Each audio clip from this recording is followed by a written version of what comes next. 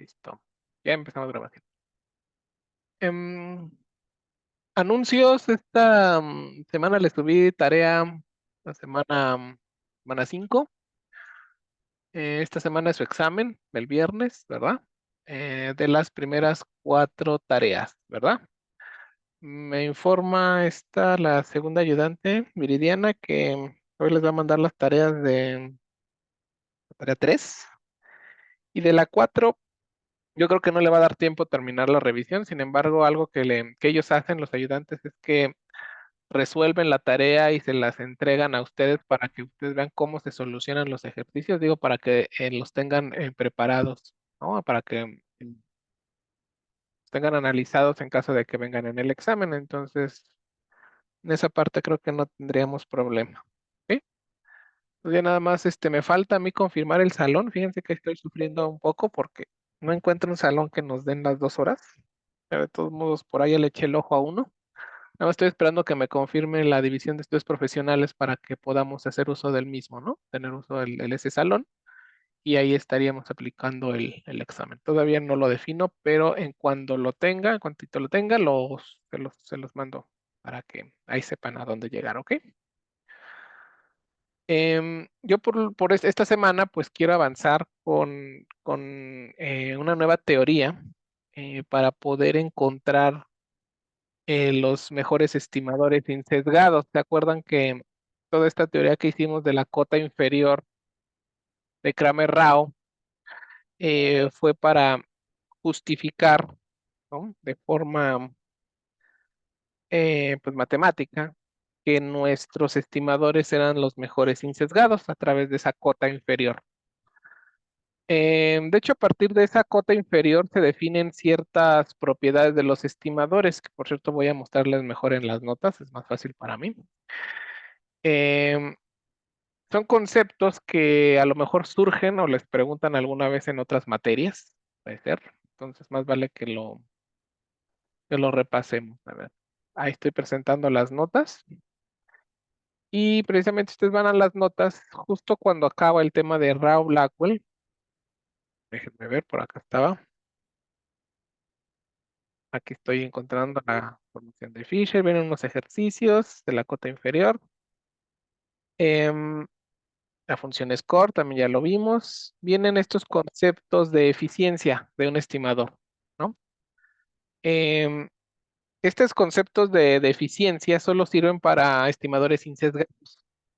Y la pregunta es, dado un estimador insesgado, la pregunta es, ¿qué tan eficiente es este estimador que tú me estás dando? O sea, existe una forma de medir o de cuantificar la eficiencia de un estimador a partir de la cota inferior de Kramer-Rao, porque pues yo sé que la cota inferior pues es lo ideal, ¿no? Yo lo que espero es que la varianza de un estimador alcance la cota, y eso que me garantiza que ese es el de menor varianza.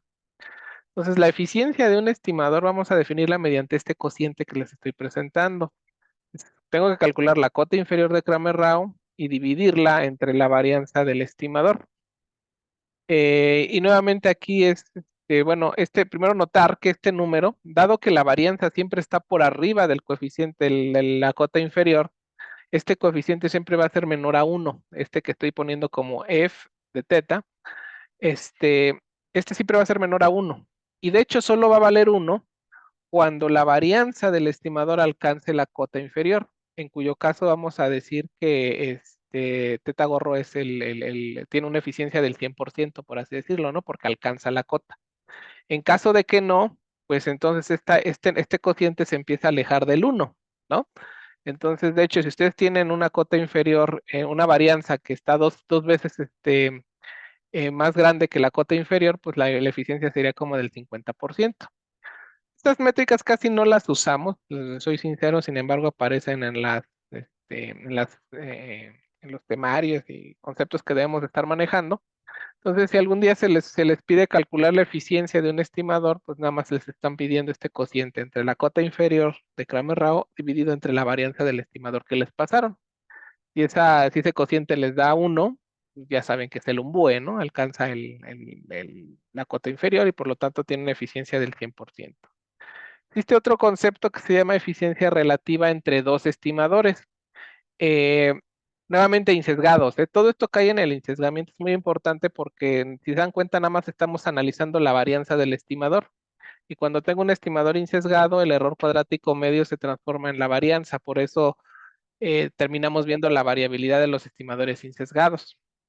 Este concepto pues también nos va a ayudar a determinar entre dos estimadores pues en términos relativos si es mejor uno que otro, ¿no? Pero también lo podemos ver en términos porcentuales. De hecho es lo que quiere, lo que pretende hacer esta métrica, por eso se le llama relativa, ¿no?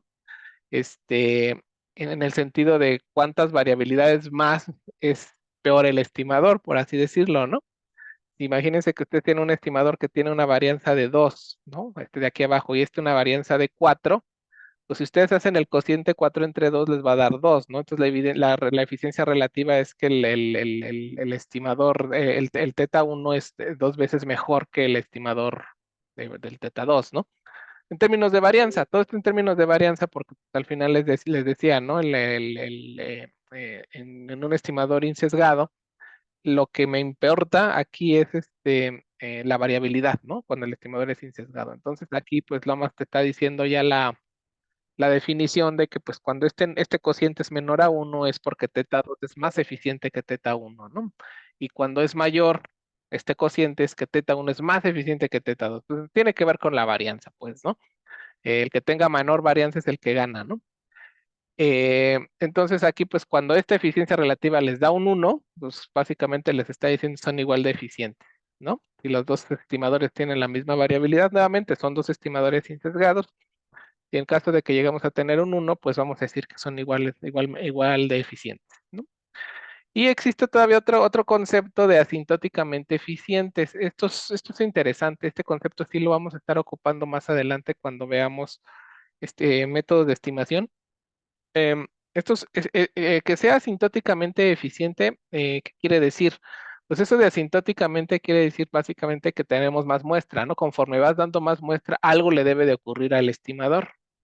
Y entonces lo que dice la definición de asintóticamente eficiente es que, mira, conforme me empiezas a dar más muestra, lo que está diciendo esto es que la varianza del estimador se empieza a acercar cada vez más a la cota inferior de Kramer-Rao, que de hecho las dos empiezan a ir de cierta forma a cero, ¿no? Porque la cota inferior de Kramer-Rao, ¿se acuerdan? Era 1 entre n veces la información de Fisher. Entonces, los dos empiezan a ir bueno, al menos el de arriba sí se empieza a ir a cero, ¿no?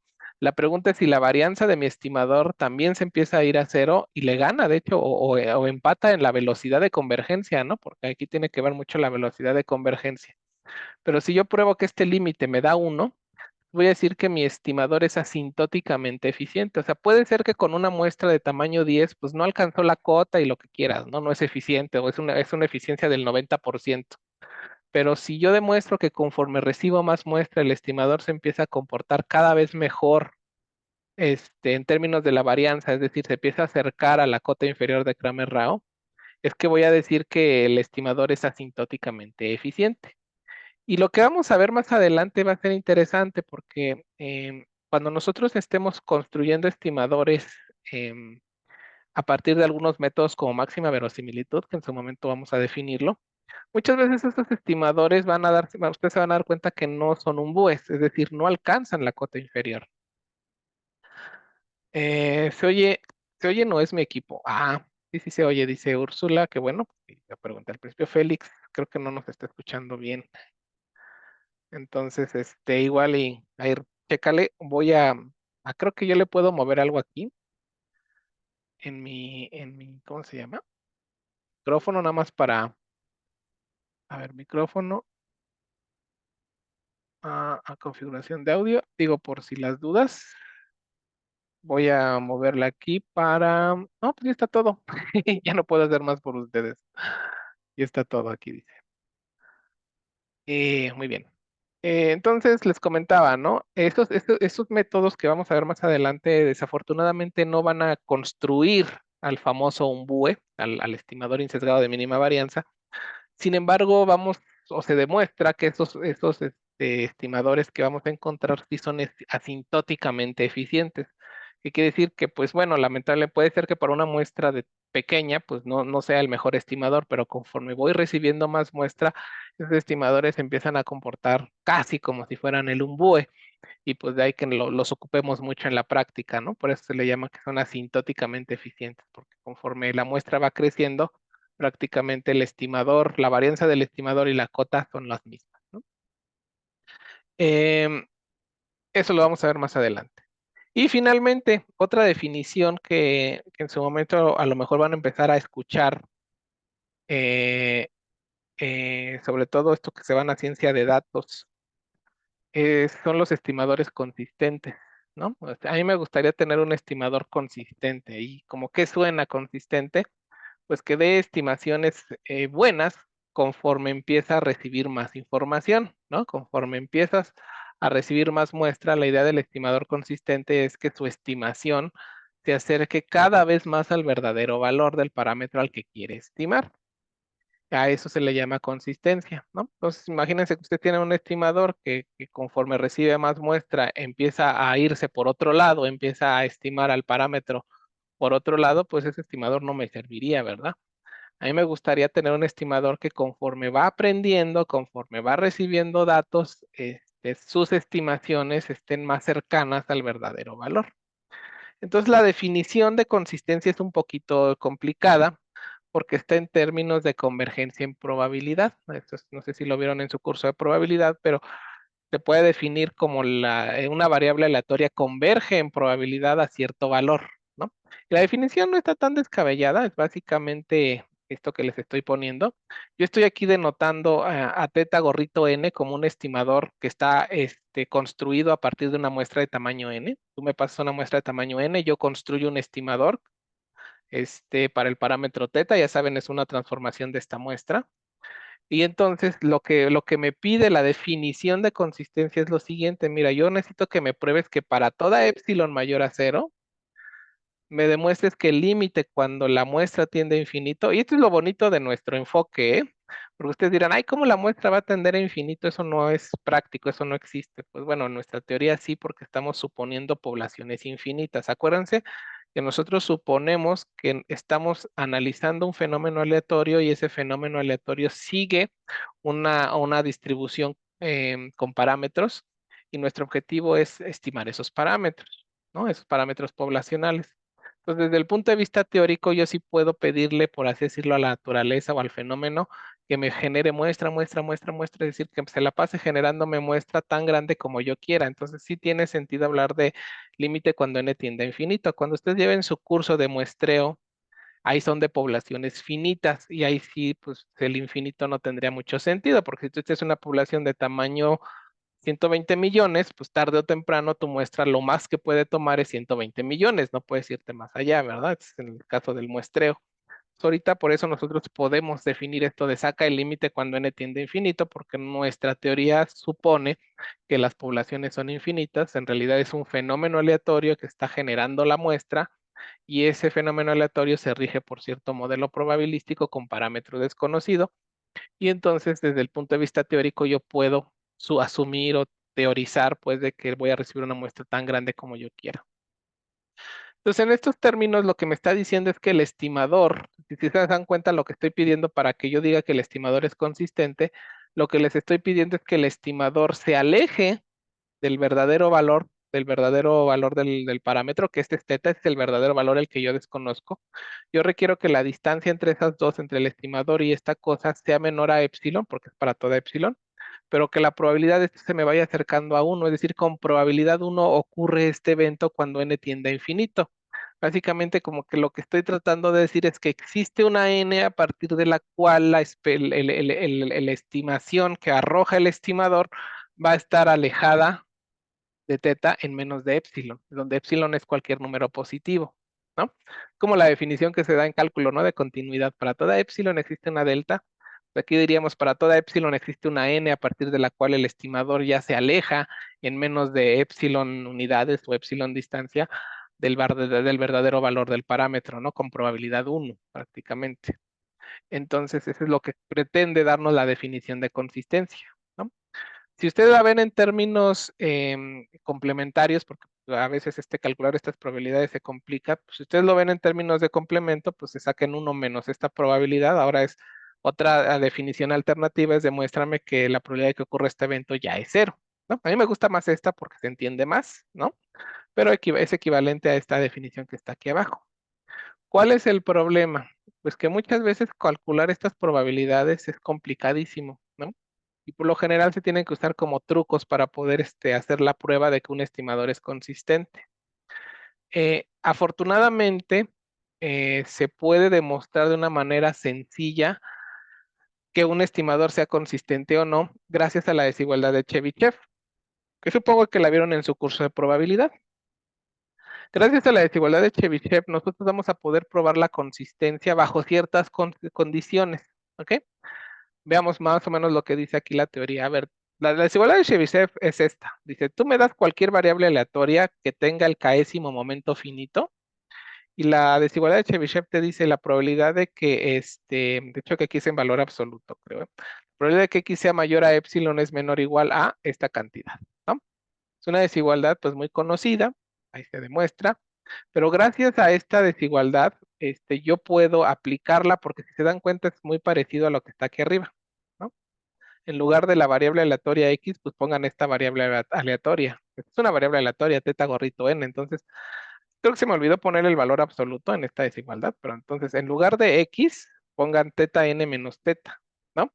Si ustedes ponen eso, xn menos teta, en la desigualdad de Chebyshev, entonces esta probabilidad que está aquí, apliquen la desigualdad de Chebyshev, diría es menor o igual a la esperanza. En lugar de x pongan teta gorrito menos teta, y en lugar de k pónganle un k igual a 2, entonces pónganle teta n menos teta al cuadrado entre epsilon cuadrada. ¿Ya se imaginaron ese cambio? No lo estoy escribiendo en el pizarroncito, pero está sencillo lo que les estoy pidiendo, ¿no? En lugar de la variable aleatoria, porque esto es para cualquier variable aleatoria que tú me des, siempre y cuando tenga el késimo momento finito, es decir, existe el késimo momento de la variable aleatoria. Lo único que les estoy pidiendo es apliquen la desigualdad de Chebyshev y en lugar de x pongan a la variable teta gorrito n menos teta. Esa es una variable aleatoria, entonces enchúfenla aquí y entonces les quedaría que la probabilidad de que teta gorrito n menos teta mayor o igual a epsilon es menor o igual esa probabilidad a la esperanza. En lugar de x ponemos teta gorrito n menos teta y en lugar de k pongan cuadrado. ¿Y cuánto vale la esperanza de teta gorrito n menos teta al cuadrado? Pues si su estimador es insesgado, esta esperanza que queda aquí sería la varianza. Espero que me hayan seguido, ¿no? Porque en lugar de x están poniendo esto que está aquí. En lugar de acá pongan un cuadrado. Entonces me queda la esperanza de teta gorrito menos teta al cuadrado. Si el estimador es insesgado, eso se convierte en la varianza de teta gorrito. Y entonces me está diciendo que la probabilidad de que ocurra este evento es la varianza del estimador entre epsilon k, entre epsilon cuadrada. Si tú me demuestras que la varianza del estimador se va a cero, eso garantizaría que esto que está aquí, del lado derecho de la desigualdad, se va a ir a cero. Pero por otro lado, yo sé que la probabilidad siempre es positiva. Entonces eso garantiza que esto que quedó en el sándwich, ¿verdad? Es el teorema del sándwich, decían en cálculo. Eso me garantiza que esto que estaba aquí se va a ir a cero también, ¿no? Porque si el límite superior se va a cero y esto siempre es positivo, lo que está aquí en medio no le queda más que irse también a cero.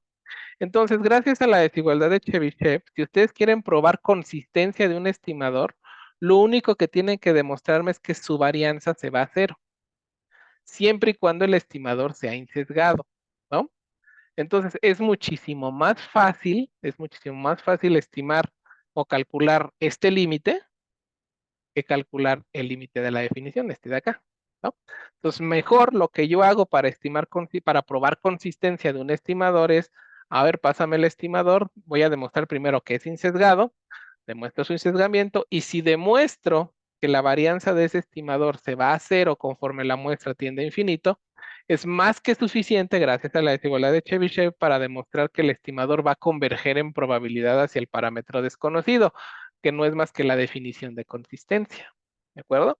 Entonces eso tiene pues mucho sentido, ¿no? Conforme recibes más información, lo que tú esperas es que la variabilidad de tu estimador se empiece a reducir, ¿no?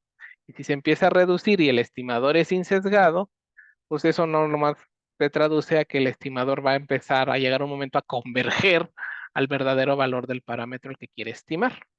Entonces, si alguna vez les pregunto, calcúlame demuéstrame que el estimador es consistente, hay que demostrar dos cosas, que el estimador es insesgado y que la límite de la varianza del estimador se va a cero. Si ustedes demuestran esas dos cosas y gracias a la desigualdad de Chebyshev, ustedes estarían probando que el estimador es consistente.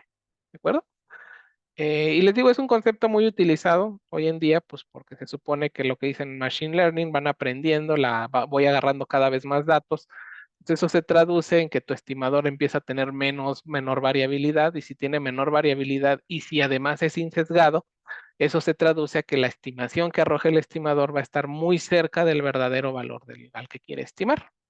Entonces, la consistencia pues, es una propiedad deseable de los estimadores. No todos los estimadores son consistentes.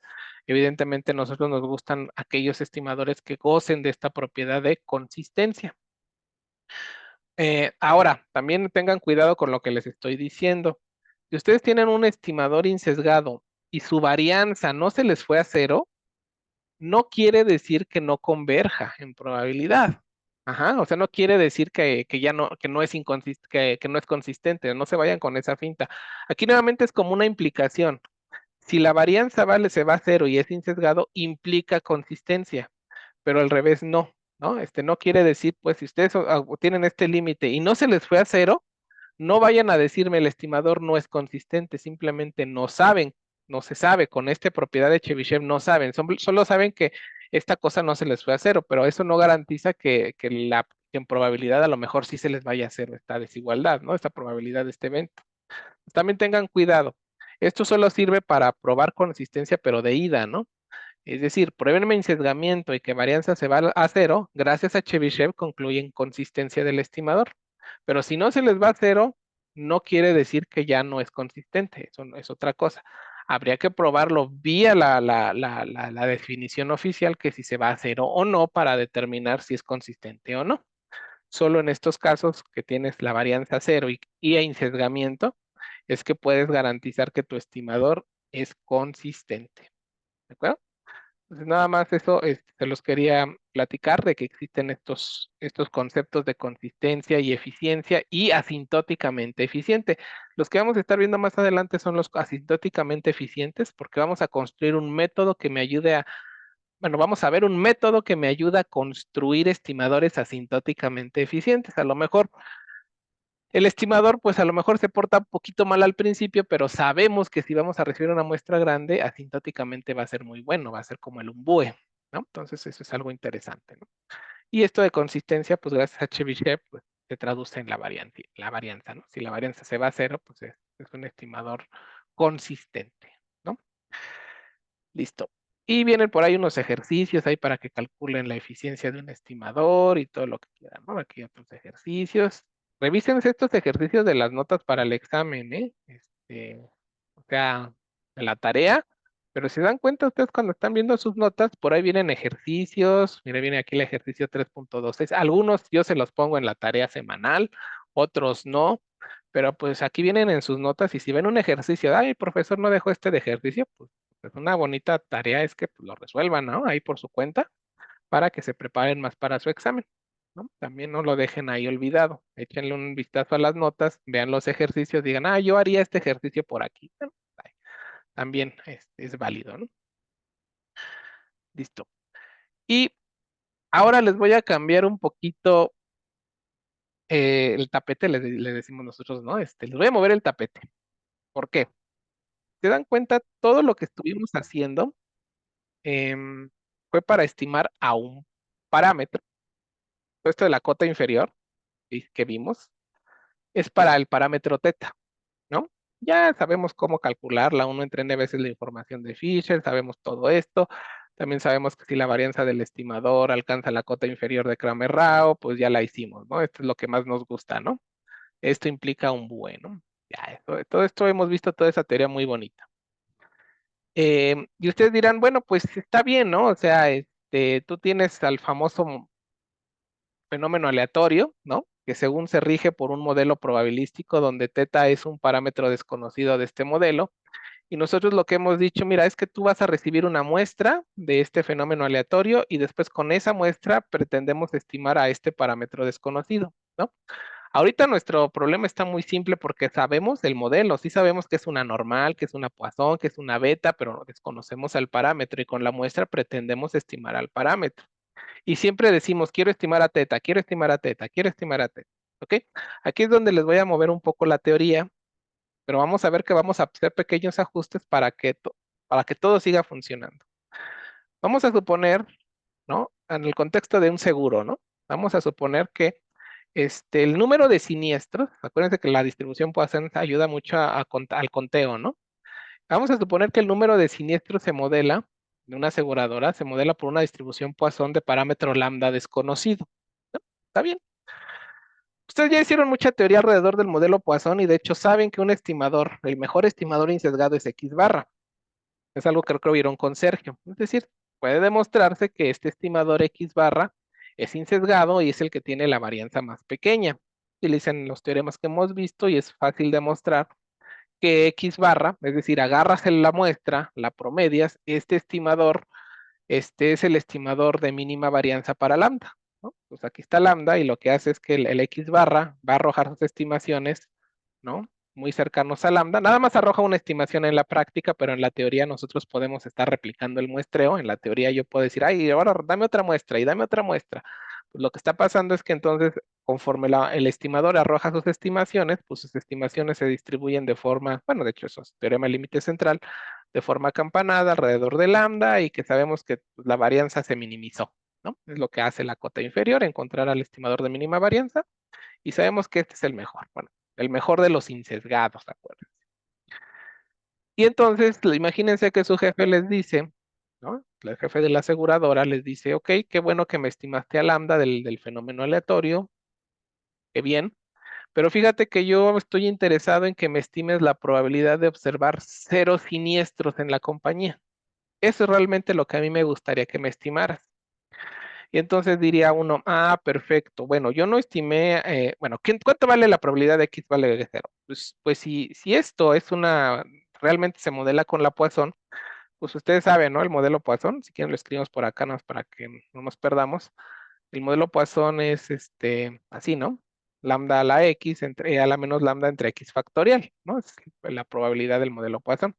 Entonces la probabilidad de cuando X vale cero, si X vale cero, les queda E a la menos lambda. ¿Ya? ¿A poco no? La probabilidad de observar cero siniestros en este ejemplo es E a la menos lambda. Y entonces, aquí viene la pregunta.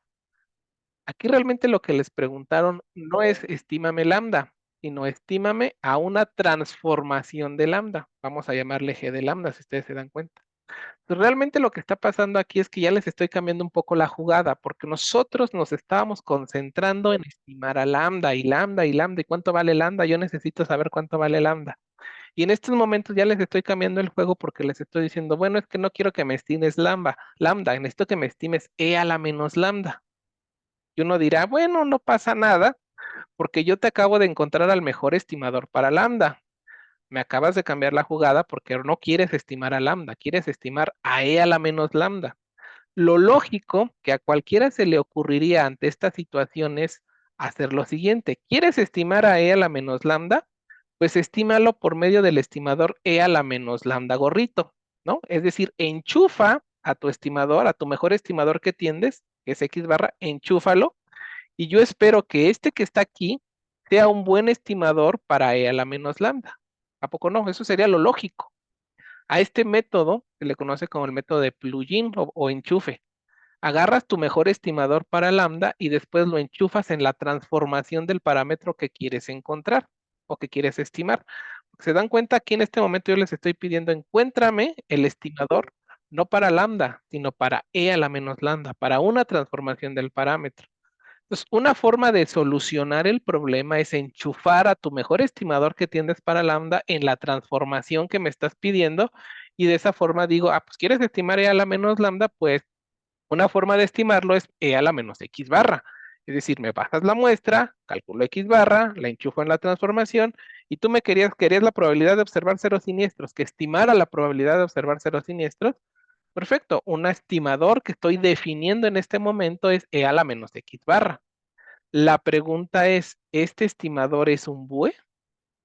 ¿Este estimador es un BUE para esto? Pues de entrada, lo que a mí me gustaría probar, primero es saber si es insesgado, ¿no? O sea, E a la menos X barra, si ustedes le sacan la esperanza, ¿esto les va a dar E a la menos lambda? Es una pregunta, ¿no? De hecho, no le debería poner igual porque no lo sé.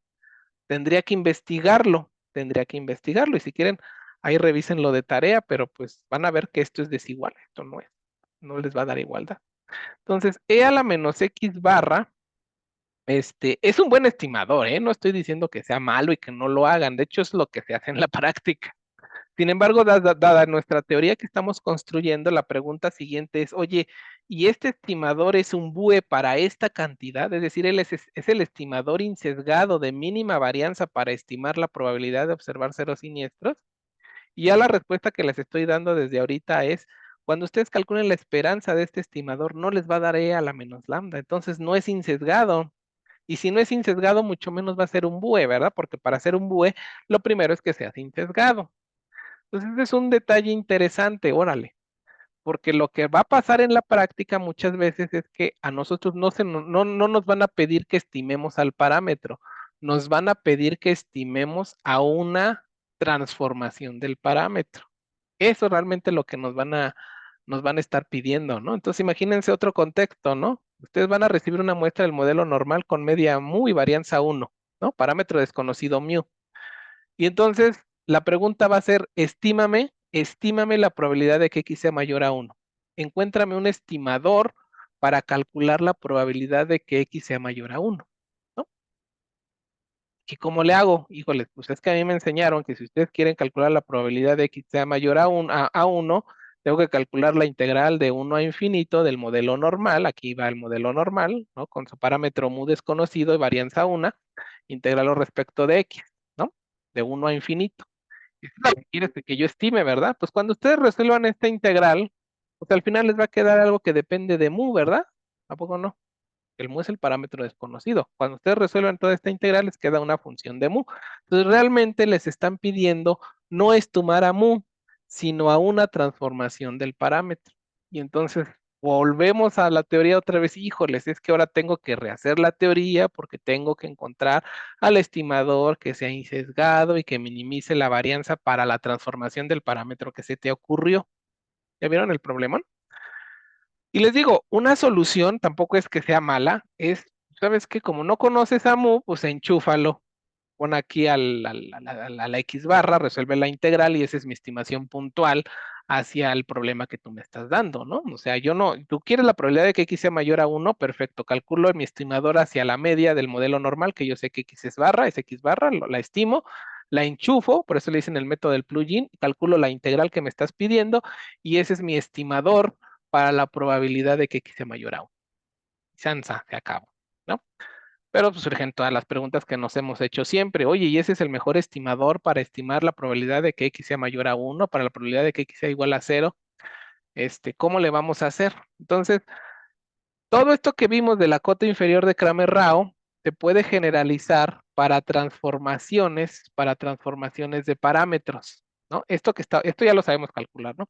Pero todo esto que vimos de la cota inferior de Kramer-Rao se puede aplicar para transformaciones de parámetros, es decir, se puede encontrar la cota inferior para los estimadores insesgados de G de teta, donde G de teta es una transformación del parámetro desconocido. Habría que volver a hacer la demostración, pero no me da flojera, pero esta cota inferior es básicamente volver a hacer la prueba, pero les va a quedar así. Esta es la cota inferior de Kramer-Rao para los estimadores de G de teta. Aquí es derivada, ¿eh? Aquí es derivada. Hacerlo bien. Derivada respecto de teta.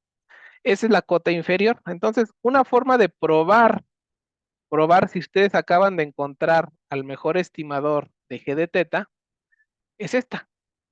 Calcúlame la cota inferior de Kramer-Rao para la transformación del parámetro. Y si les pido la cota inferior para la transformación del parámetro, pues se van a enfrentar a esta cantidad, que es exactamente la misma que ustedes vieron, salvo que pues en este caso que G de teta es igual a teta, que es cuando es la cota inferior para teta, pues su derivada es 1, por eso queda 1 entre n veces la información de Fisher. Cuando no, pues les va a quedar la derivada respecto de teta de g de teta al cuadrado entre n veces la información de Fisher. Entonces, este es el caminito que hay que seguir, ¿no? Cuando nos enfrentemos al problema de que queremos encontrar el mejor estimador no para teta, sino para una transformación de teta. Y nuevamente es complicado, no es fácil. Por eso muchas veces terminamos cayendo en el plugin, que les digo, no es malo. De hecho, por medio de simulaciones uno se puede dar cuenta, no es malo hacer el plugin, es decir, estimar al parámetro por un lado y simplemente enchufar tu estimación en la transformación que me estás pidiendo. Ahora, de ahí a garantizar que ese es el mejor estimador para esa transformación, pues no, no lo puedo asegurar. Este es el ejemplo clásico. Este no es ni siquiera insesgado. E a la menos x barra no es ni siquiera insesgado a e a la menos lambda. Entonces, pues no me dices que este sea el umbue. Vamos a desarrollar a partir de este momento una teoría que sí me va a ayudar a encontrar estos problemas, a resolver estos problemas y encontrar un bues, no solamente para lambda, sino para una transformación de lambda. Y también decirles, pues, que la cota inferior de Kramer-Rao que vimos se puede generalizar no para teta, sino para una transformación de teta. Entonces, es el mismo caminito. Si ustedes quieren estimar o encontrar el mejor estimador para g de teta, pues una forma es encontrar la cota inferior de Kramer-Rao para los estimadores de g de teta. Y es esta, ¿no? Pues, bueno, aquí también hay que hacer supuestos, ¿no? Uno de los supuestos es que la transformación es diferenciable suave, ¿no? Para que pueda sacar esta derivada. Tampoco se les vaya a ocurrir una transformación muy pesada, ¿no? Muy acá que no sea ni derivable. Nada más hay que tener cuidado en esa parte.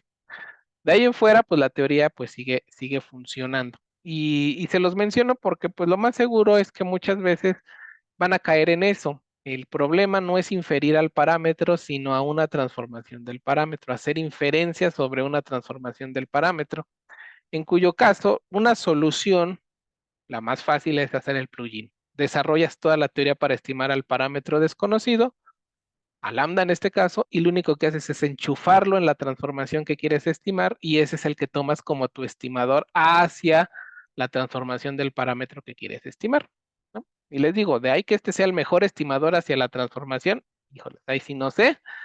¿Quieres hacerlo bien? Tendrías que aventarte esto, ¿no? La cota inferior de Kramer-Rao y ver si la varianza de tu estimador alcanza esta cantidad para poder garantizar que ese es el umbue para esa cantidad desconocida. ¿Ok? Entonces, les quería dejar esto nada más claro porque ahorita siempre hemos hablado de teta y de teta y de teta, pero pues la práctica va a ser que, híjoles, es que no me interesa teta, me interesa g de teta, me interesa una transformación del parámetro. Necesito que me estimes de la mejor manera posible, no a teta, sino una transformación de teta. Y entonces ahí empieza el problema nuevamente, ¿de acuerdo?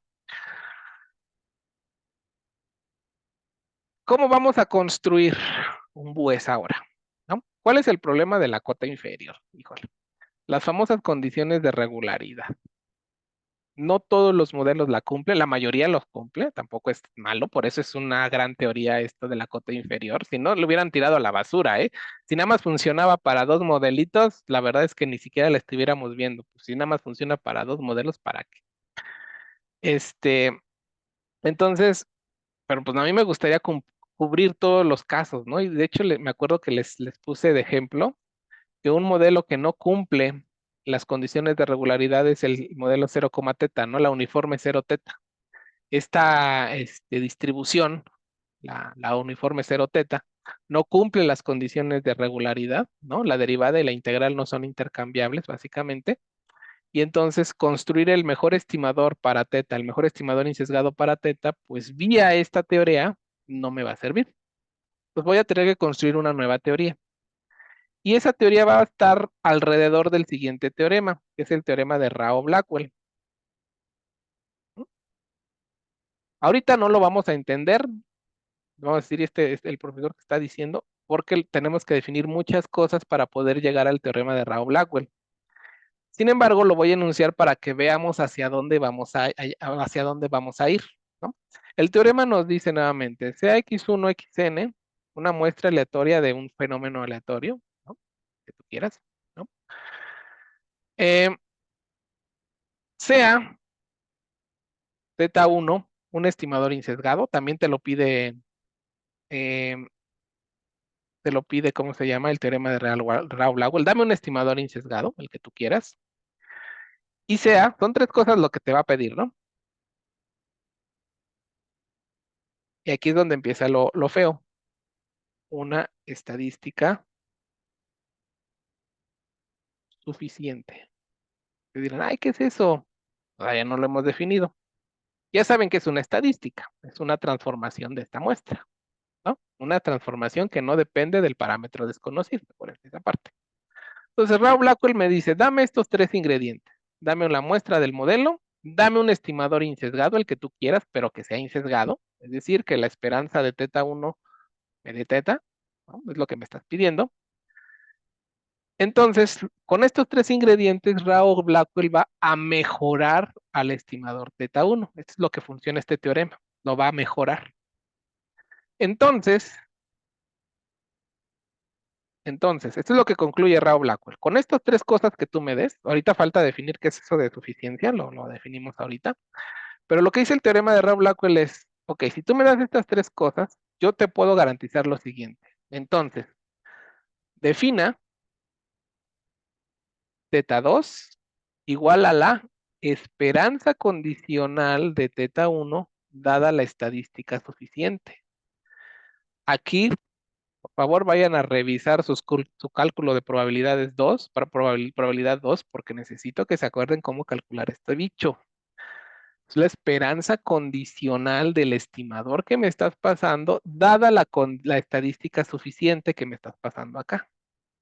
Entonces, él dice, el teorema de Rao Blackwell dice, me das estos tres ingredientes, yo te voy a construir el siguiente estimador, que le voy a llamar teta 2. ¿Cómo lo vas a construir? Por medio del cálculo de la esperanza condicional del estimador que me estás dando aquí, condicionado a la estadística suficiente. ¿De acuerdo?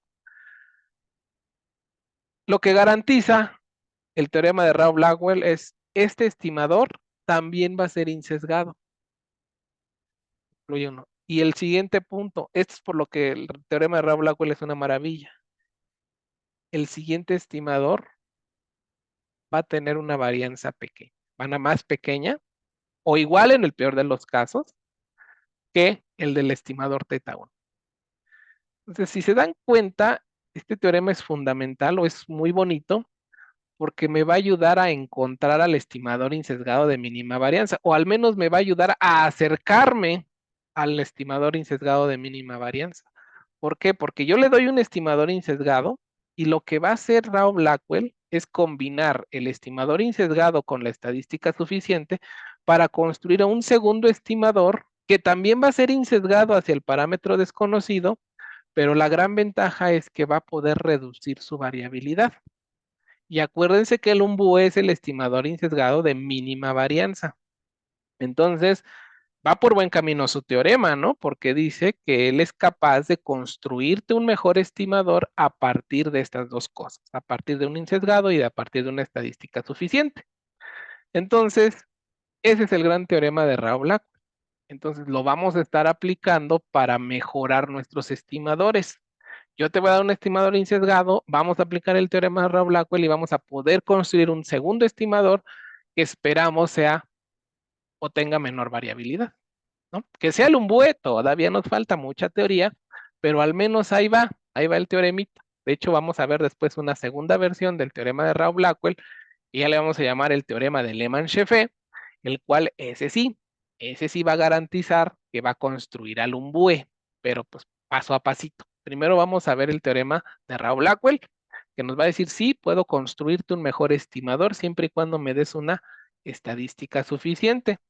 Y entonces, pues la gran pregunta es, ¿qué es una estadística suficiente? Esa es la gran cuestión, porque lo requiere el teorema de Rao-Blackwell para poder operar, ¿no?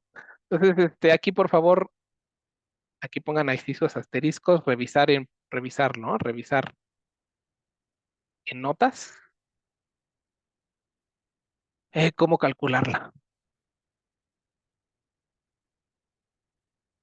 Es muy importante que se acuerden, ¿no?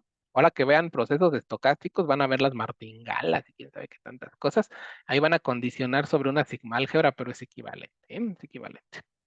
Entonces es importante porque dentro de la construcción que vamos a hacer del mejor estimador, vamos a tener que requerir el cálculo de una esperanza condicional. ¿Ya? Aquí también hago el paréntesis, ¿eh? Porque a mí cuando me enseñaron esperanza condicional, por ejemplo, la forma fácil, a mí me enseñaron esto, ¿no? ¿Y qué les decían? Ah, es la integral de menos infinito a infinito de x de la densidad condicional de x dado y en x dado y de x, ¿no? Y cuando ustedes resolvían esta integral, les quedaba algo que dependía de y, ¿no? Eso es lo que a mí me enseñaron. ¿Y qué les estoy cambiando la jugada? Si se dan cuenta, aquí les estoy cambiando la jugada porque no les estoy diciendo esto, les estoy diciendo calcúlame la esperanza de x dado y, ¿verdad? Vean la diferencia entre estas dos cosas. Es la esperanza de x dado que y tomó un valor y chiquita, un número, ¿va?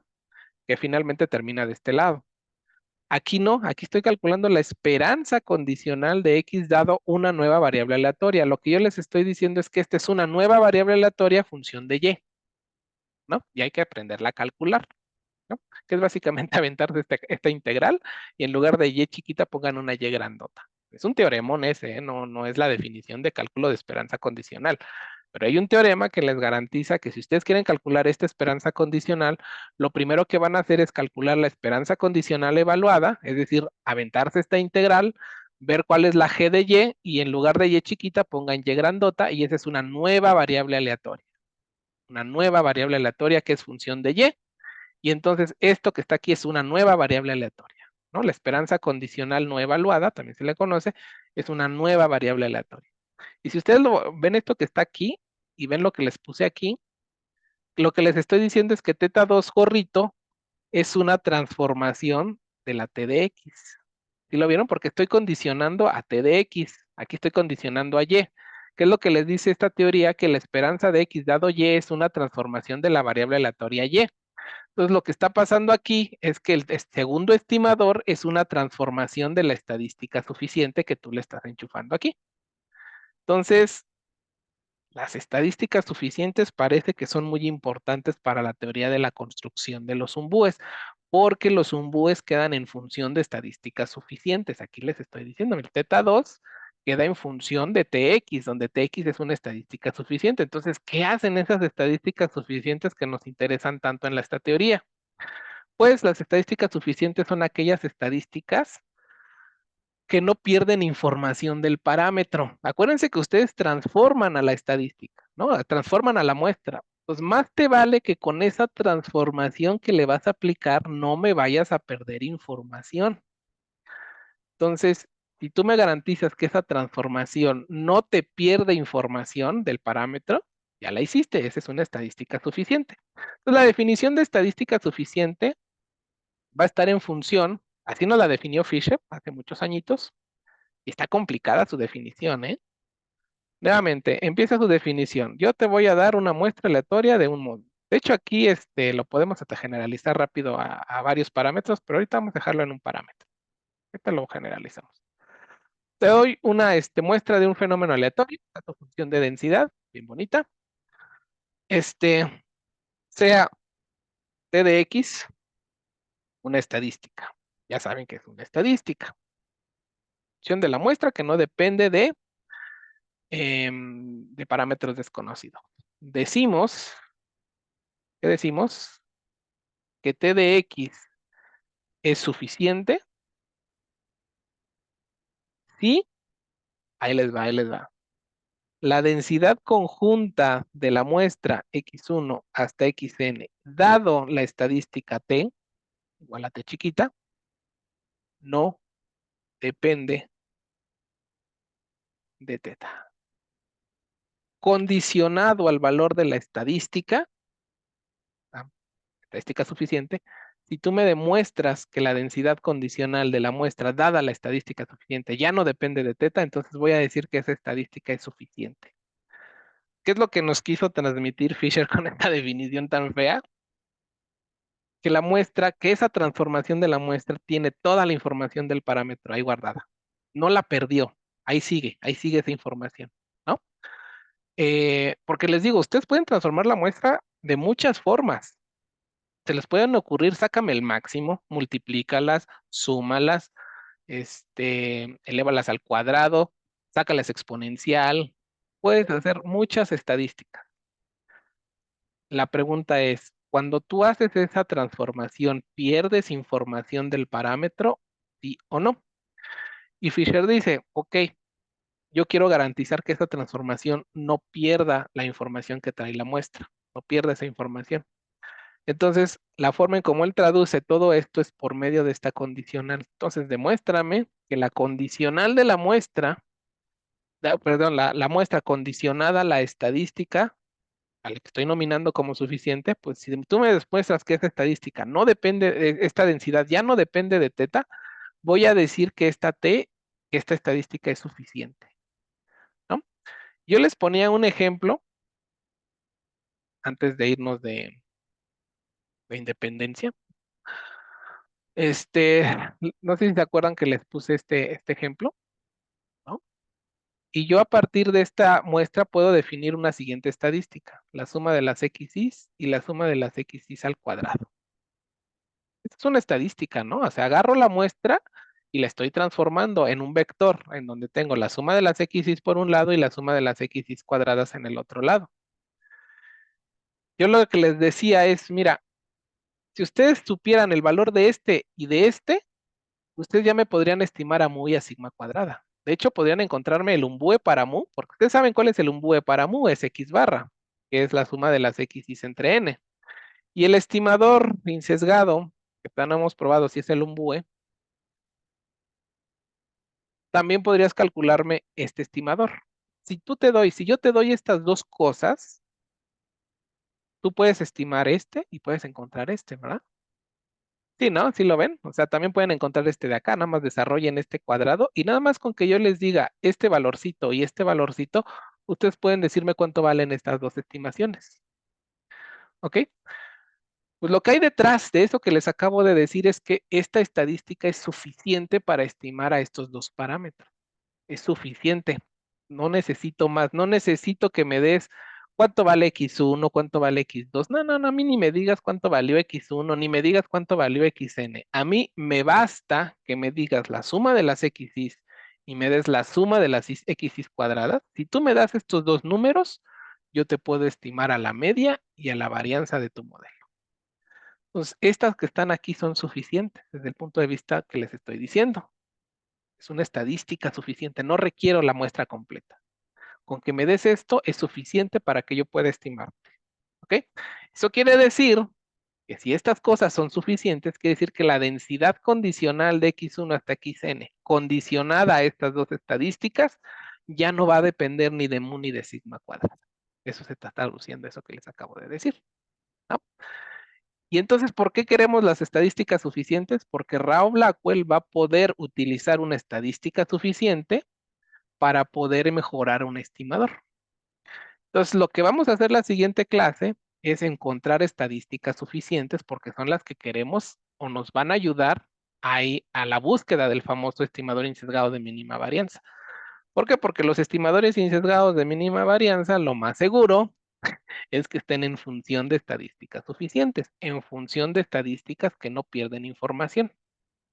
Entonces, para allá vamos. La siguiente clase, vamos a hacer un ejemplo, vamos a encontrar la estadística suficiente del modelo binomial y luego un teoremita que nos va a ayudar a encontrar estadísticas suficientes fácil, porque está complicado encontrar estadísticas suficientes con esta definición, ¿no? Está fea la definición que nos dejó Fisher, pero vamos a encontrar un teorema, se llama el teorema de factorización, que nos va a ayudar a encontrar estadísticas suficientes bien fácil. Y una vez que tengamos las estadísticas suficientes, por medio del cálculo de la esperanza condicional, vamos a mejorar nuestras estimaciones o nuestros estimadores. ¿Ok? ¿Cómo ven? Está bonita la teoría, ¿no? ¿Les gusta o no les gusta cómo va la cosa? Teorema Rao-Blackwell. Que lo vayan buscando. Y vayan buscando lo de la esperanza condicional para que se acuerden cómo calcularla. ¿Ok? Está pesado, dice, dice Kevin. Sí, está. Esta es la parte más pesada del curso, diría yo. Las estadísticas suficientes. Y lo suficiente no va a ser suficiente. Vamos a pedir minimal. Estadística suficiente minimal. Y tampoco va a ser suficiente. Entonces vamos a tener que pedir suficiente minimal y completa. Y ahí es donde va a salir el teorema alemán. Entonces, poco a poco. Poco a poco. Primero suficiente. Luego minimalidad. Y luego completito.